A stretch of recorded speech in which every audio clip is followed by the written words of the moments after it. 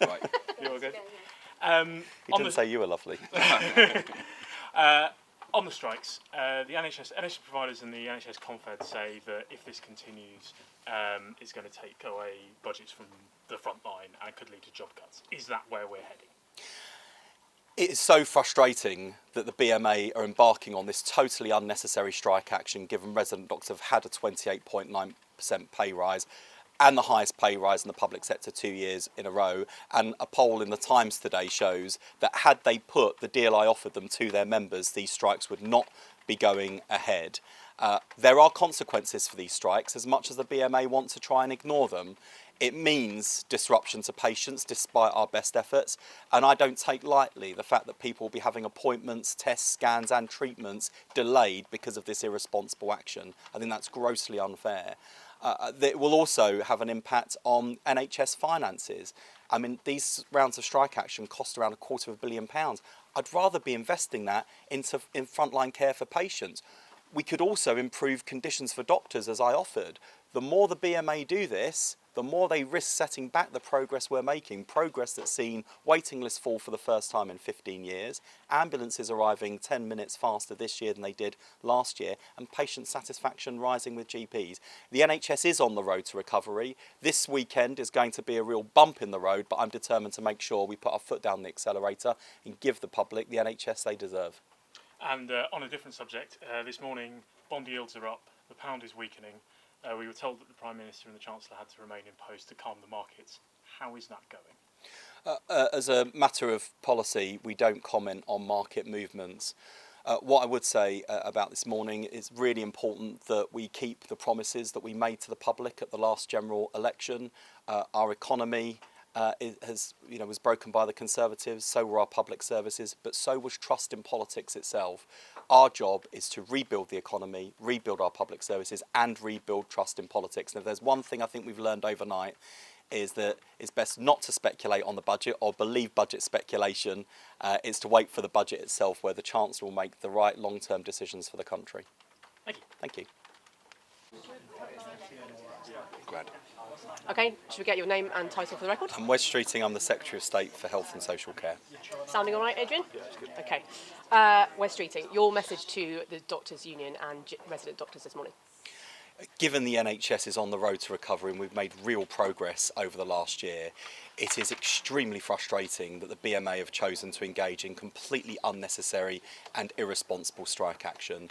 Resident doctors have had a 28.9% pay rise, the highest pay rise in the public sector 2 years in a row, and they've got a government and a health secretary who wants to work with doctors to improve further their jobs, their progression, their terms and conditions. These are not conditions for strike action. My message to patients, we're doing everything we can to keep the show on the road this weekend, but there will be disruption, which I do not take lightly.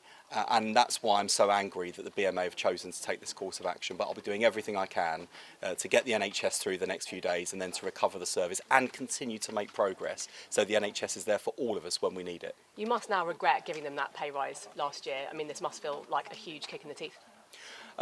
Resident doctors have had a 28.9% pay rise from this government, and that's because I understood well the pressures that their part of the profession were facing. I wanted to deal with them quickly, and they've now had the highest pay rise 2 years in a row. That is why this industrial action is not only unnecessary, it is completely irresponsible. They are inflicting disruption and harm on patients and taxpayers who have paid for these pay rises and expect the NHS to be there for them when they need it. So I say to the BMA, end this cycle of disruption. You're setting back the progress we're making in the NHS, and my determination is to make sure we get the NHS through the coming days as best we can, minimising the disruption, and then beyond strike action continue to make the progress we've been making that's led to waiting lists falling for the first time in 15 years, ambulances arriving 10 minutes faster this year than last year, and rising patient satisfaction with GPs. A lot done, a lot more to do, which is why we could do without this reckless action from the BMA. Was wasn't it naive to think they wouldn't come back for more?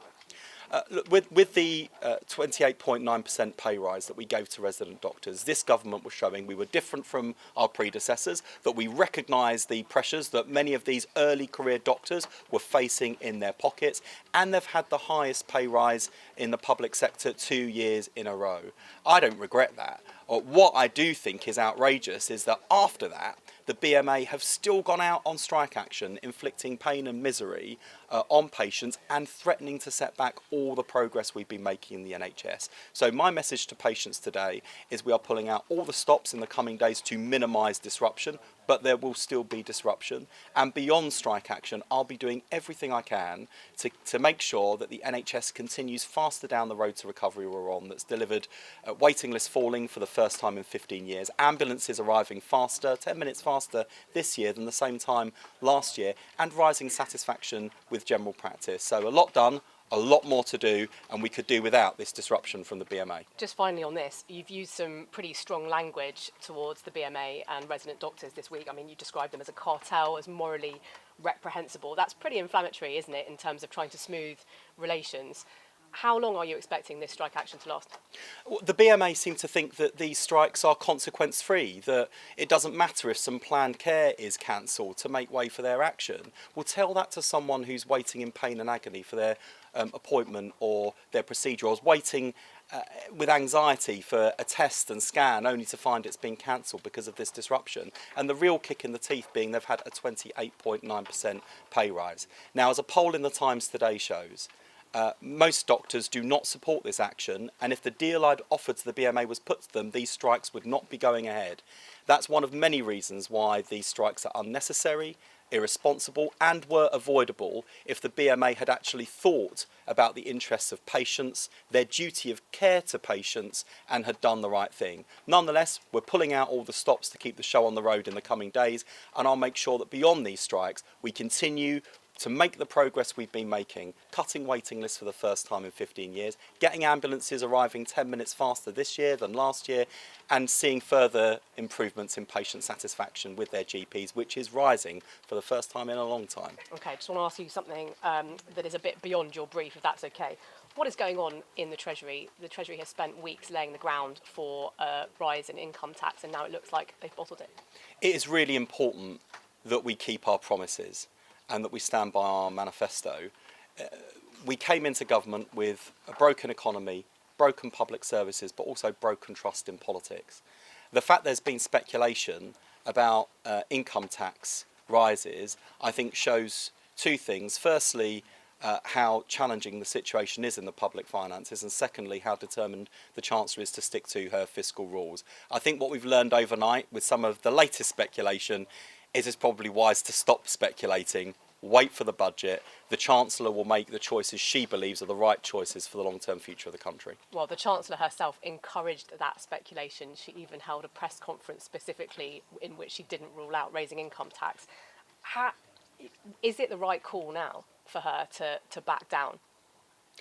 I think it is really important that we stick to our manifesto and that we keep the promises that we've made to the public. We know that trust in politics is low, so at the same time as rebuilding our economy, rebuilding our public services, we've got to rebuild trust in politics too. The fact there's been this speculation about income tax rises show how challenging the Chancellor's position is in terms of the state of the public finances and her determination to stick to her fiscal rules too. But what we've learned overnight, I think, with the latest round of speculation is it's probably wise to stop speculating, wait for the budget. The Chancellor will make the decisions that she believes are right for the country, for family finances and the public finances. Just briefly on one of the other options that she seems to have left open to her on income tax, freezing the thresholds or lowering them even to try to raise some more revenue. Do you consider that a manifesto breach? Well, I'm not going to speculate on the budget. I think we've seen quite a lot of speculation about the budget, and I think it's probably best that we just wait and see what the Chancellor actually does. It is important that we stick to our manifesto and the promises we made to people at the last election. We're rebuilding our economy, rebuilding our public services. We've also got to rebuild trust in politics. It's not easy. There are loads of challenges around, particularly in the public finances, but the Chancellor will make the decisions she believes are in the long-term interest of the country. Wes Streeting, thank you. Thank you.